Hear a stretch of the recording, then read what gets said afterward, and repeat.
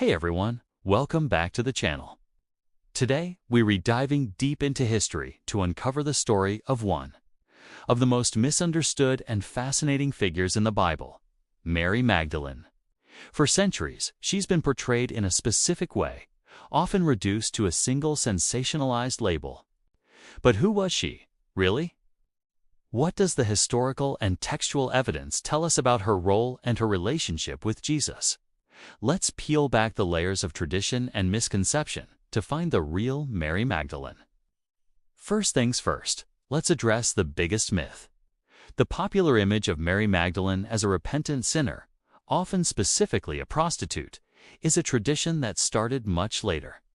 In 591 A.D., Pope Gregory the Great gave a sermon where he combined several different women from the Gospels: Mary of Bethany, the unnamed woman who anointed Jesus' feet, and Mary Magdalene to one single person.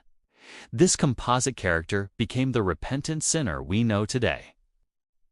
However, if you look at the four canonical Gospels, none of them ever describe Mary Magdalene this way. They introduce her as a woman from whom Jesus cast out 7 demons. This suggests she suffered from a severe physical or spiritual affliction, but it says nothing about her past profession or moral character. It was a powerful moment of healing and liberation that marked the beginning of her journey as a dedicated follower. So, if she wasn't the sinner of popular legend, who was she?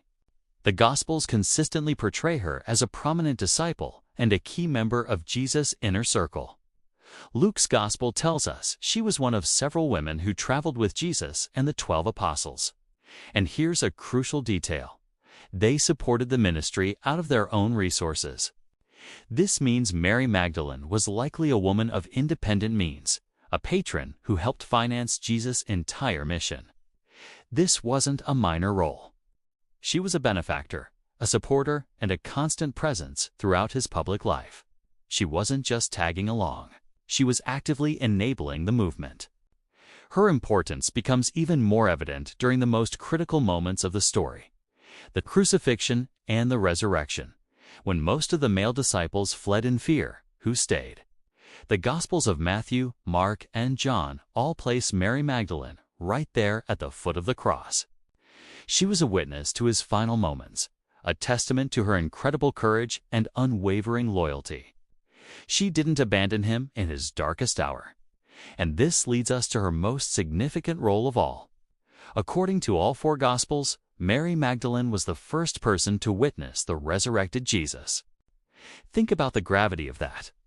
In John's Gospel, she goes to the tomb alone, finds it empty, and weeps. Then, Jesus appears to her. And he gives her a specific mission: go and tell my brothers. This makes her the very first person commissioned to spread the news of the resurrection, the foundational message of Christianity.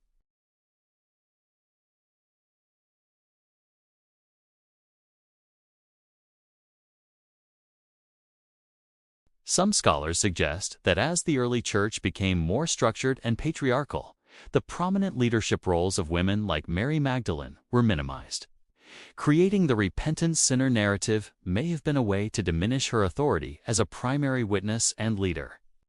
Texts discovered later, like the Gospel of Mary, which are not part of the New Testament, to portray her as a beloved disciple who received special teachings from Jesus, much to the envy of some of the male apostles.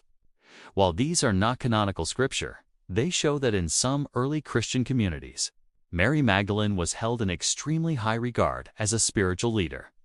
From a patron and loyal disciple to the first witness of the resurrection and the apostle. To the apostles, the real Mary Magdalene is a far more powerful and influential figure than centuries of tradition have led us to believe.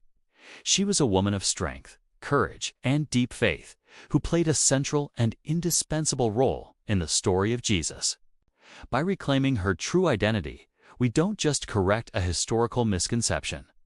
We uncover a story of female leadership and devotion that has been hidden for far too long. What are your thoughts on Mary Magdalene? Let me know in the comments below.